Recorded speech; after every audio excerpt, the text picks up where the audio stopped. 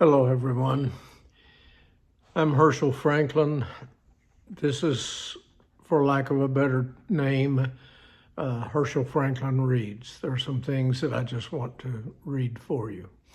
And what I'm working on right now is this little book, One Dog Story. It's a book that I wrote. It was copyrighted in 2009. And I was satisfied with it when I finished it. It was a story about a dog that I had for some 15 years. I've told this story on other readings, and I wanted mainly to see if I had the tenacity or the staying power, the discipline to even write a short book. I did. And I was satisfied with it once I was through. Now this is, I'm now ready for chapter 5. It's One Dog Story, now chapter 5. The dog story. Remember this. When I mention the dog story, that's the story as if it's being told by Murphy, and using her recollection of the events. When I say the human story, that is a story as it's being told by me and relying on my recollection of the events. So, with that in mind, chapter 5, entitled On Coming Home. The dog story. As we drove toward my new home, we had left the other human and were driving in my human's car. I sat on the front seat. I'd never seen so much of the world, and it was a lot larger place than I thought. There were roads and houses and buildings containing businesses. There was quite a bit of traffic also. Where were all these people going, I wondered? There were so many of them, and they were all going in all directions. I thought there might be a large party they were all trying to get to, but then I realized there were as many going in the opposite direction. They couldn't all be going to the same party. I wondered why they were moving so quickly. They drove fast. They walked fast. I did not see any of them stopping to take in all the beauty that was around them. I saw a lovely tree. It looked like a mulberry tree. The leaves were green and it looked inviting. I wished my human would stop and let me examine it more closely, but he just drove on as if he did not notice it. I'm not being critical of just him. There were hundreds of people around there, and not a one of them seemed to notice that was a beautiful tree. I could not understand why they were in such a hurry, especially when I realized they didn't have a better place to be. Dog, my human said, you're going to like your new home. We have a good backyard. My wife will love you. I've never seen a dog she didn't love. They'd all be living with us if we could handle it. She likes dogs better than I do. I was going to like this human and his mate, I thought. Another thing, he continued, you aren't the only dog we have. Really? My ears perked up. We have a little dog that stays mostly in the house. He's a toy Pomeranian, name's E.T. He's not worth much, but my wife loves him. You're going to have to get along with him because he always comes first with her. He's small and you could hurt him without even trying. Be careful. If you ever hurt that worthless little squeaker, even by accident, I'm not sure I could protect you.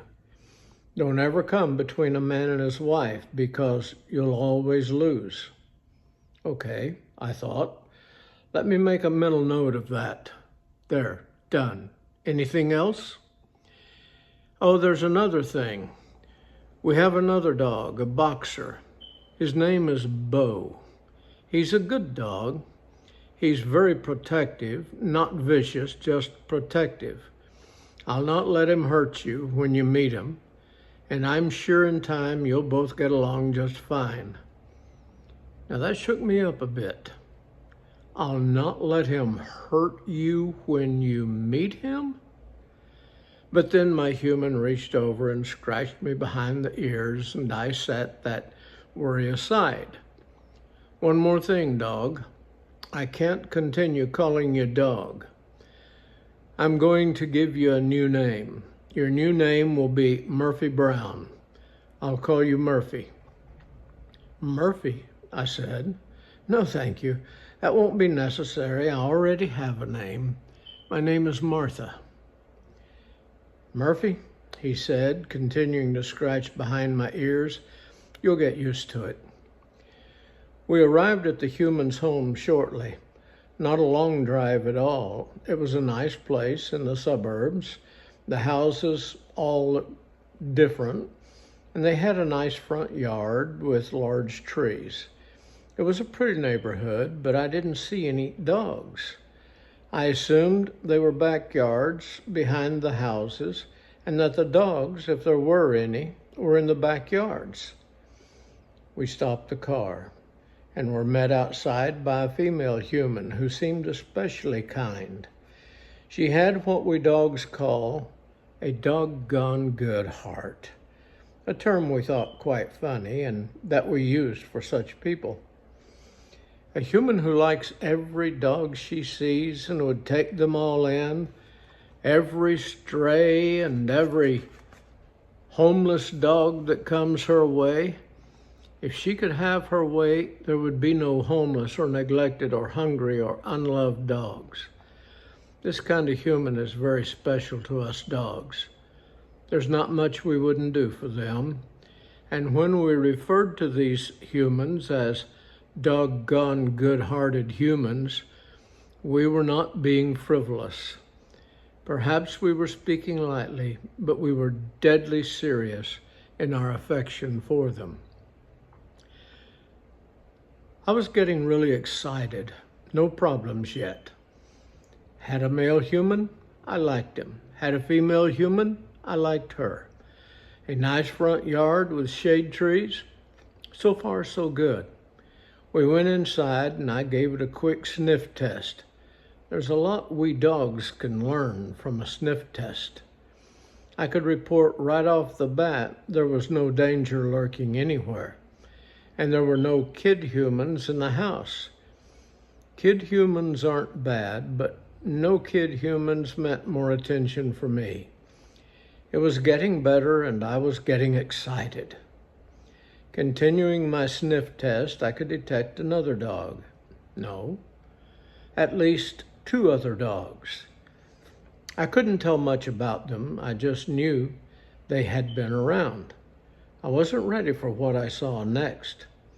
I was looking around the first room, smelling every corner and every piece of furniture, when all of a sudden a small, and I mean really small, dog came running down the hall yapping, "Get out, get out, get out, get out!" I'd never been talked to like that. It scared me, and I jumped back. The human story. We got home, and I took Murphy in for introductions. It was all going pretty well until E.T. came running down the hall barking, or yipping, and yapping was more the way it sounded. "E.T., I yelled, will you shut up that barking?" The dog story. "Yeah," I said, "will you shut up that barking?" "Shut up, shut up, shut up. Just who do you think you are? You're a nobody, that's who. You come into my house with my humans. Now get out before I tear your little heart out." And then he ran right at me, growling, barking, and snapping. He was a small, hairy dog that stood not more than 4 or 5 inches tall and couldn't have weighed much more than that, 4 or 5 pounds. I was a lot bigger than that, but when he came at me, it was like a crazy dog. He had no control over himself, and if he could do only half what he thought he could do, I was in real trouble. He scared me, and I jumped back by my human. He was scolding the little crazy dog he called E.T., and I just sat there quivering, and I accidentally peed on the floor. Just a little bit. I didn't mean to, it just happened. You won't believe what happened next. My human grabbed me by my brand new collar and started dragging me toward the back door. "What do you think you're doing?" he yelled. "I wasn't thinking. It just happened." Of course, he didn't understand what I said because Mr. Superior Intelligence, Mr. Opposable Thumbs, never got around to learning dog speak. Not he or any of his other humans. No, that would just be too much trouble. "We don't pee on the floor in this house," he said as we got closer to the door. "The heck we don't," I said. "I believe I've mentioned I was impetuous in those days." "The heck we don't. There's pee all over this place. Every chair leg and table leg, the curtains. If you could smell it all, you'd know that precious little crazy twit was going all over the place. But no, of course, you can't smell very good. If it doesn't have garlic on it, you can't smell it. That's why you need me." I was easily excited in those days. He threw me out the door. "Go ahead, throw me outside. See if I care.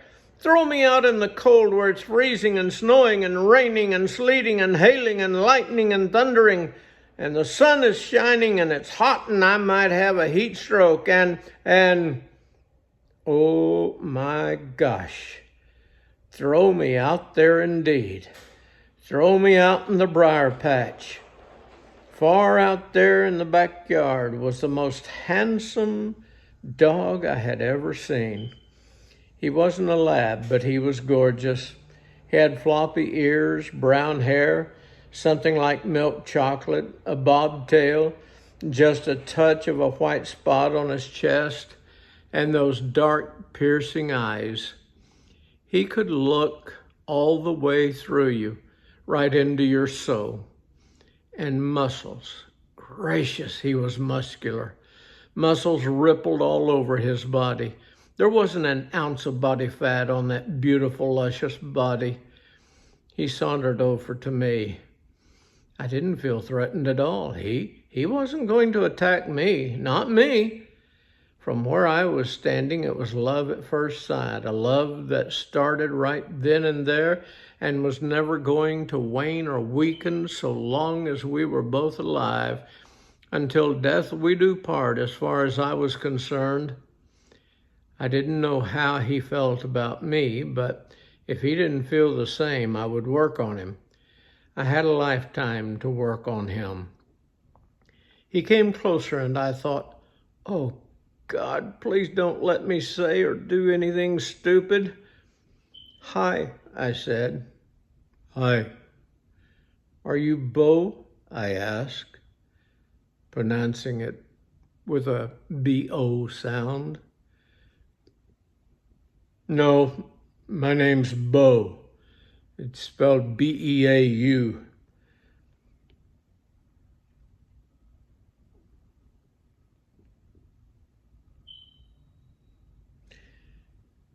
Bo with a B-O is what my humans call me.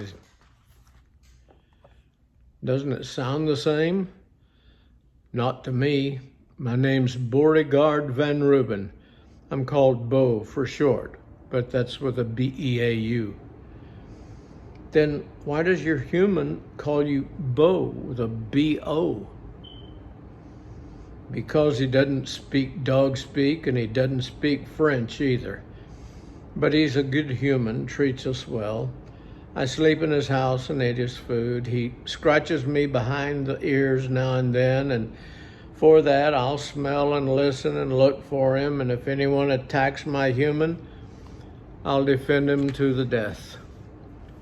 Oh, yes, I knew this ancient agreement, but I'd never heard it put so eloquently and yet so succinctly by a dog actually ready to fight to the death. "You know of the old agreement?" I asked. "We all do," he said. "It's a sacred commitment. If ever a dog doesn't live up to it, He's a disgrace and brings shame and dishonor on all of us. He just stood there for a while and looked at me. Then he said, "Want to run?" Huh? Then he took off running, and my, how he could run. So fast and so graceful. Around and around the yard in a circle, around and around the pool in a circle. When there was an obstacle, he would leap over it like a deer bounding over a hedge or a fence.